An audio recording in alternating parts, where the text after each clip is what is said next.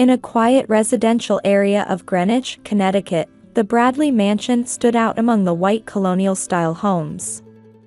The well-maintained front yard bloomed with seasonal flowers, and the stone path leading to the entrance exuded movie scene elegance.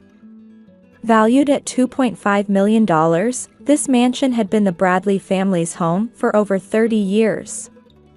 In that garden, a little girl was watering the flowers. Lily Morrison, age 8, was a second grader at St. Mary's Elementary School. Her warm dark eyes and thoughtful nature endeared her to the adults around her. As usual, she was stopping by her grandparents' house after school. The neighbors watched with fondness as the little girl tended to the garden day after day. "Lily, thank you for watering the flowers for Grandma." The voice from the entrance belonged to Lily's mother, Amy Morrison. At 35, she was the director of research and development at a major pharmaceutical company. Though gentle in nature, she possessed inner strength and had adopted Lily 8 years ago. She also took responsibility for her parents' monthly rent support of $3,000 and medical insurance payments. Though her relationship with her parents remained delicate after choosing not to inherit the family real estate business, she didn't regret her decision. "Mom, I baked Grandpa's favorite cookies today. Mrs. Johnson taught me the recipe." The paper bag Lily proudly displayed held the warm aroma of chocolate chip cookies. Her cooking lessons with the elderly neighbor had become her favorite pastime recently. "Oh, how wonderful! Grandpa will be so happy." Standing next to Amy as she smiled was her husband, Michael. At 37, he was the owner of an IT company, supporting his family with a stable income of over $300,000 annually. He had always supported his wife's decisions, cherishing the vow to walk together through all times that they made at their wedding in St. Mary's Church. Inside the house, Robert and Diana were reviewing documents in the sitting room. As owners of Bradley Real Estate, they constantly worried about the company's future. Passing down their $5 million annual revenue business to the next generation was their life's greatest challenge. For these two who valued tradition and appearances, the succession issue kept them up at night. Their younger daughter Caitlin bore the weight of these expectations. Having switched from being a lawyer to handling the family business's accounting, she had earned her parents' trust despite her showy and pretentious nature. Even after her divorce, she threw herself into work with determination, striving to meet her parents' expectations. Caitlin's son Jacob, age 7, attended Greenwich Academy, considered the most prestigious private school in Greenwich. Though somewhat spoiled from bearing his grandparents' expectations, perhaps this was the result of excessive pressure from those around him. "Mother, please review these new contracts." The business meeting at La Scale went well. Diana began reviewing the documents Caitlin handed her. Even in this digital age, both parents preferred paper documentation. Caitlin accepted her parents' old-fashioned ways with an understanding smile. No one noticed the ulterior motives behind that smile.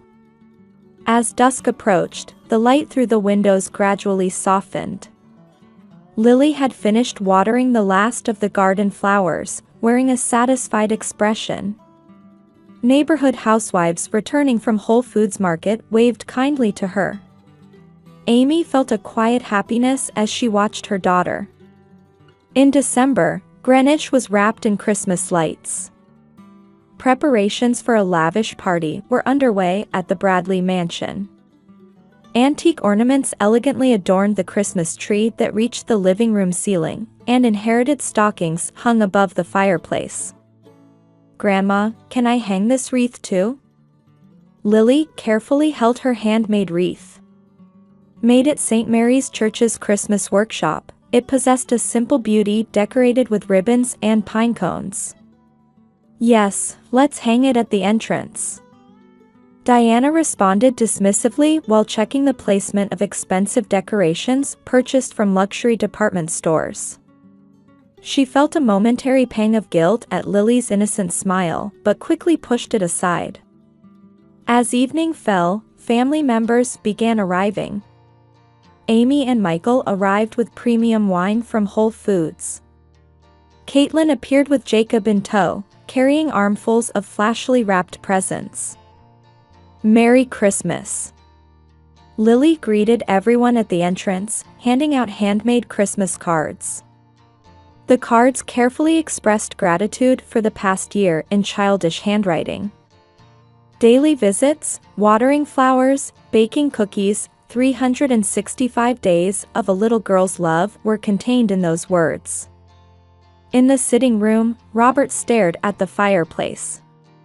While reviewing the company's financial reports, he occasionally showed worried expressions. But tonight was a family dinner party. He decided to leave business concerns for tomorrow. "Shall we have dinner?" At Diana's voice, the family gathered around the luxurious dining table. Under the crystal chandelier, colorful dishes were arranged: roast turkey, homemade gratin, seafood salad. Desserts ordered from the upscale restaurant La Scale also commanded attention on the table. "What a wonderful dinner again this year, Mother." When Caitlin spoke, Diana nodded with satisfaction. Next to her, Jacob was excitedly discussing his latest gaming console. Beside them, Lily quietly ate her food, eagerly anticipating the gift exchange. After dinner came the time for exchanging presents. The whole family gathered around the fireplace. Under the tree, a mountain of presents wrapped in colorful paper had formed. Let's start with Jacob. At Robert's signal, the gift exchange began. Jacob's presents were revealed one after another: the latest gaming console, luxury brand children's clothes, an educational tablet. Cheers arose with each opening. Lily waited for her turn, her heart full of expectation for her grandparents' gifts. The daily visits, time spent together, shared smiles. Surely, Grandpa and Grandma must. But as presents were distributed one after another, Lily's name was never called. The room's atmosphere gradually grew heavy. Amy's expression tensed, and Michael sensed the unsettling air. "Grandma?" A small voice echoed in the silent room. Large tears glistened in Lily's eyes. "Do you hate me?" The trembling voice froze the room's atmosphere. Caitlin wore a meaningful smile, while Jacob remained absorbed in his new gaming console, indifferent. Just as Amy moved to approach her daughter, Diana's cold voice rang out. "Presents are for deserving children." Taking a sip of tea with an elegant smile, Diana continued. "My sister's child is real family, after all." Those words pierced the room like ice blades. The blood drained from Amy's face. Michael clenched his fist tightly. Only the clock's ticking marked the heavy silence. The fireplace flames flickered, casting eerie dancing shadows on the walls. Outside the window, Christmas snow had begun to fall quietly. "I understand." Amy's voice was surprisingly calm. "We'll never be involved again." Amy stood up and gently lifted the sobbing Lily. Michael embraced his wife and daughter's shoulders, and the three walked silently toward the entrance. "Amy, wait." Robert called out, but it was too late. The heavy closing of the door announced the end of this night. Outside, the snow was getting heavier. Car headlights illuminated the white snow. In the back seat, Lily still clutched her handmade card with trembling hands. The words, "To my beloved Grandma," were still lovingly written there. The bustle of Christmas remained in Greenwich. Hymns flowed from St. Mary's Church, and warm light leaked from the windows of homes. But in the Morrison family's car, only silence filled the space. Michael occasionally glanced at his daughter in the back seat through the rearview mirror. Amy faced forward in silence, only tightly gripping her husband's hand. The morning of December 26th, a heavy atmosphere hung over the Morrison family's dining table. Amy and Michael had spent all night discussing how to move forward. Lily was still sleeping in her room upstairs. "I've decided." Amy spoke quietly but with strong determination. "I'm stopping all support to my parents." Michael gently held his wife's hand. They had been paying her parents $3,000 in monthly rent support and expensive medical insurance premiums. The total amount exceeded $50,000 annually. "I agree. Your parents have taken this support for granted." This decision was encouraged by a phone call from Michael's mother, Grace Morrison. As president of the St. Mary's Church Women's Association, she had heard about last night's events from neighbors and immediately contacted them. "There's no need to stay in that house. Please use our vacation home." Grace's vacation home, located a bit away from Greenwich's upscale residential area, offered a quiet and peaceful environment. Her offer became a great support for Amy's family. That afternoon, Amy met with accountant Tom Watson to proceed with stopping support to her parents. Tom was a longtime friend who understood Bradley Real Estate's financial situation. "There's something concerning." Tom frowned while reviewing the company's recent financial statements. Maintenance expenses have increased dramatically over the past 6 months. And the flow of some contract payments seems unnatural. Amy stared at the documents bearing her father's signature. Knowing her father's meticulous nature, something about the signature felt off. Meanwhile, Lily naturally began avoiding visits to her grandparents' house. On her way home from St. Mary's Elementary School, she passed by their house where she used to stop every day. The garden flowers gradually faded. As January arrived, the town was wrapped in harsh cold. Amy's family had begun their new life in Grace's vacation home. In the spacious garden, Lily carefully tended to a new flower bed, and on weekends, Grace would visit to enjoy gardening together. "Grandma, do you think these rose seedlings will bloom in spring?"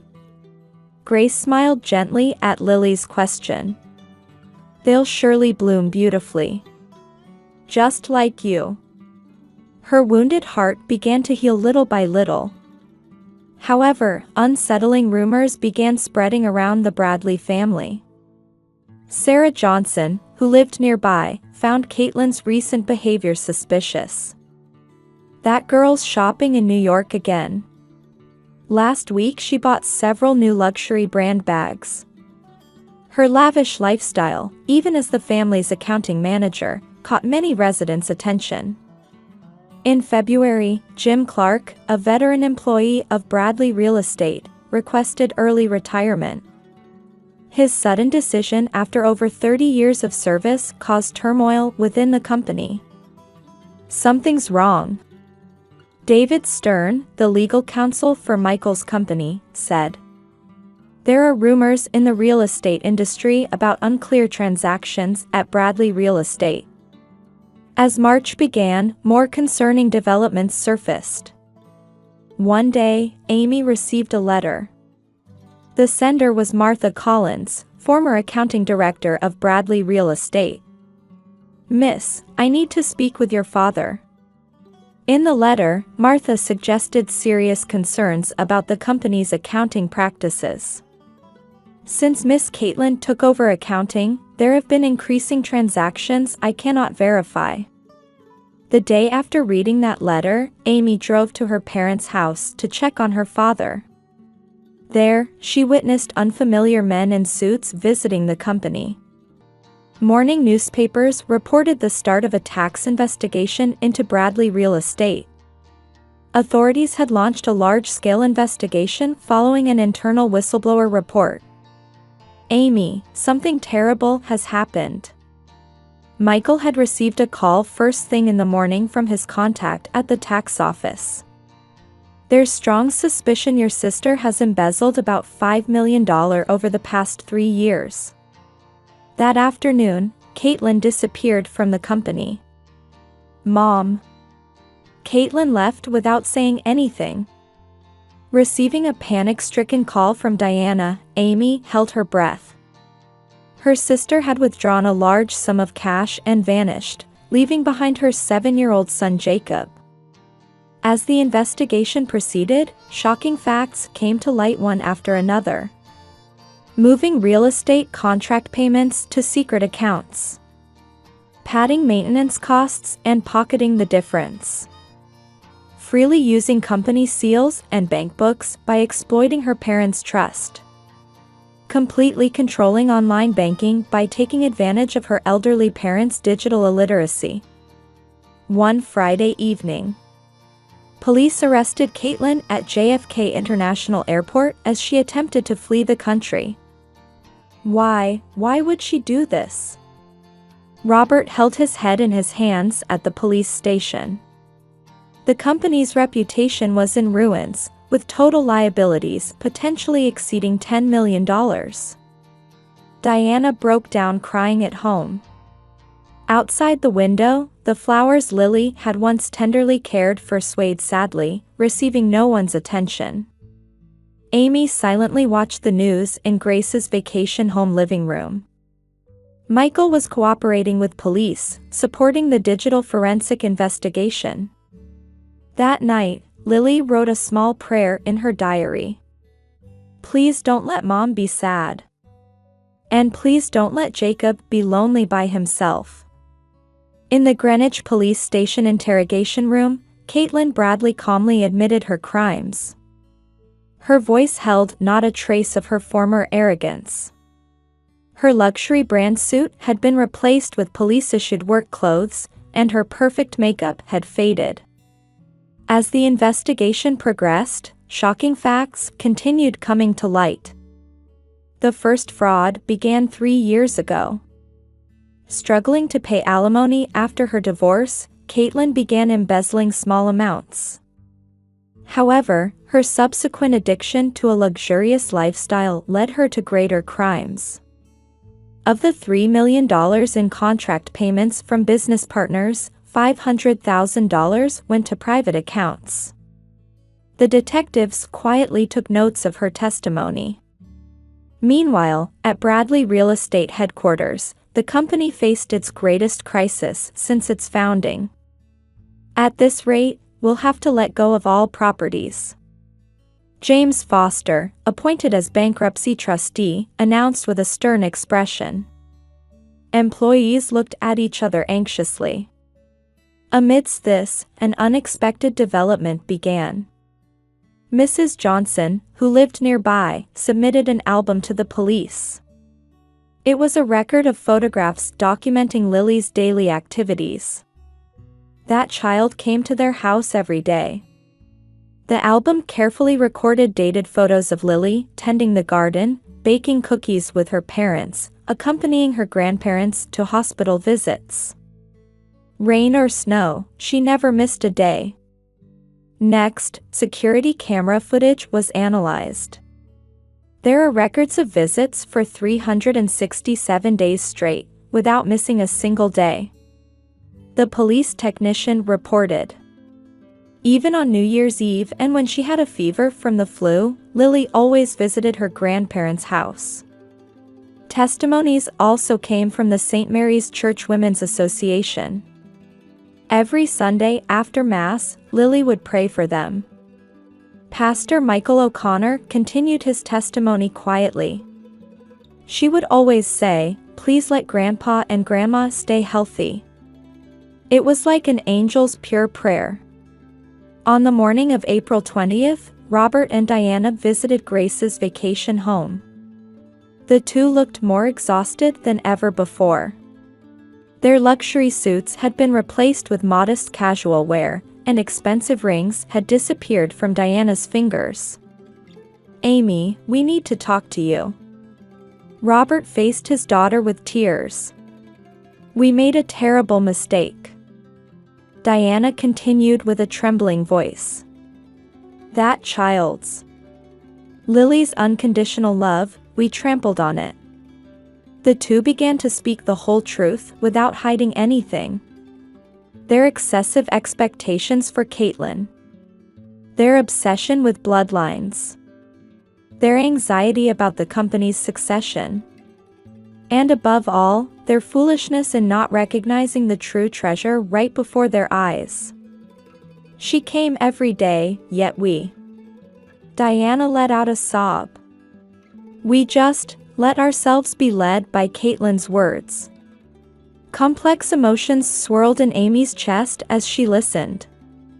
Anger, sadness, and a strange sense of liberation.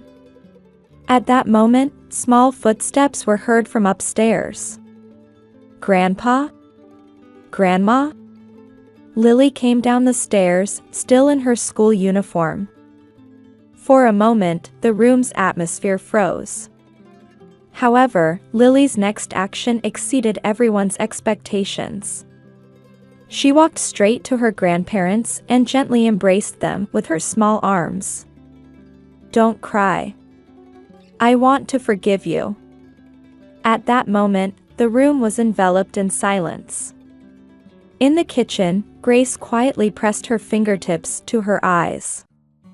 Michael gazed out the window, letting out a deep sigh. Amy, placing her hand on her daughter's back, quietly made her decision. "Dad, Mom. Let's talk about what happens from here on, all of us together." Soft spring sunlight streamed into the room. Outside the window, the flowers Lily had planted were quietly beginning to bud, announcing the arrival of a new season. That evening, Amy had a private conversation with her mother-in-law Grace. "I support your decision." Grace, who had watched over the entire situation, quietly continued. "But from now on, let us help too." The discussion about shaping a new form of family continued until late into the night. The next day, Amy met with lawyer David Stern and began making concrete plans for the future. A team of experts would be needed to rebuild the company. "With your experience and connections, rebuilding the company is possible." Amy nodded quietly at David's words. Her experience at the pharmaceutical company might help rebuild the family business in unexpected ways. Then came Caitlin's first trial. A solemn atmosphere filled the courtroom. "The defendant is hereby sentenced to 7 years in prison." As the judge's voice rang out, Caitlin bowed her head deeply. Her son Jacob had already begun a new life with his divorced father. As she left the courtroom, Caitlin left one message for Amy. "Sis, I'm truly sorry." For the first time, her words carried the ring of genuine remorse. At dusk, Amy's family and parents gathered on the terrace of Grace's vacation home. "It's a new beginning," Grace said as she served warm tea. Lily was watering the newly planted flowers. Her figure seemed like a symbol of hope. "We still have so much to make amends for." Everyone nodded quietly at Robert's words. Greenwich was once again wrapped in Christmas lights. Grace's vacation home had transformed greatly over the past year. The former reception room had been reborn as a family living room, and seasonal flowers bloomed throughout the garden. "Mom, can I help decorate the tree?" Lily carefully held new ornaments. On these decorations, made at St. Mary's Church Workshop, the words "A Gratitude to Family" were carefully engraved. "Of course. Let's decorate together before Grandma and Grandpa arrive." Amy gently stroked her daughter's head. Over the past year, Lily had grown even kinder. Meanwhile, Robert and Diana's lives had changed dramatically. Forced to move from their large mansion in the upscale neighborhood to a modest apartment, their luxurious lifestyle had faded away. Repaying the debt is still only halfway done. Diana had gained new insights through their modest living. She began participating in volunteer activities at St. Mary's Church every Wednesday, and these experiences gradually changed her values. The value of things and the value of the heart are different. Her words contained deep reflection and new learning. Robert continued his desperate efforts toward rebuilding the company. With Amy's help, they were establishing a new management system. Though the total debt remained substantial, they were gradually seeing a path to repayment. "I'm truly grateful for your management skills." He was finally realizing the magnitude of his daughter's presence. Amy was utilizing her pharmaceutical company experience to advance the company's digitalization and reform its management system. Michael also contributed his IT company's expertise, helping build a new real estate management system. Employees found hope in seeing the couple working together to rebuild the family business. Grace warmly watched over this new form of family. Forgiving those you love sometimes takes the greatest courage. Her words resonated deeply with everyone in the family. The monthly family meeting on the first Sunday had also become a new tradition. Though there were sometimes conflicting opinions, these two became opportunities to deepen family bonds. "Next month, I'd like to start a new initiative." Robert's proposal was to dedicate part of the company's profits to an adoption support fund. "I want to give back to society what we learned from Lily." Amy felt her eyes growing hot at those words. In prison, Caitlin was earnestly working on her rehabilitation program. During her parents' visits, she expressed genuine apology for the first time. "My greed and jealousy destroyed our family." Through counseling, she had begun facing the true nature of her actions. Her son Jacob was living a settled life with his father. His formerly spoiled nature had faded, and he was gradually opening his heart in the new environment. "Can I go visit him sometimes?" Lily's casual words moved the entire family. A child's pure heart taught them the meaning of forgiveness. For this day, Lily had prepared a special present. A handmade photo album. It carefully chronicled memories from the past year, photos of moving day, church volunteer activities, family meetings, enjoying gardening. "I want to make lots more memories." Everyone smiled gently at Lily's words. At dusk, the whole family began preparing Christmas dinner. Though not as luxurious as last year's feast, the table was adorned with warm dishes made with everyone's thoughtfulness. "Let us pray." At Grace's words, everyone quietly closed their eyes. "Lord, thank you for giving us awareness and forgiving hearts." The sound of "Amen" quietly echoed through the room. Outside the window, light snow had begun to fall. "Look." At Lily's voice, everyone looked out the window. Small lights illuminated the trees planted in the garden. It was Michael's secretly prepared Christmas surprise. "It's like a starry sky." Diana teared up at the sight. There was a heartwarming beauty there that couldn't compare to the former luxurious decorations. "Let's create new family traditions together from now on." Everyone nodded at Amy's words. The aroma of Grace's baked apple pie filled the room. The expressions of the family around the table were wrapped in peaceful happiness.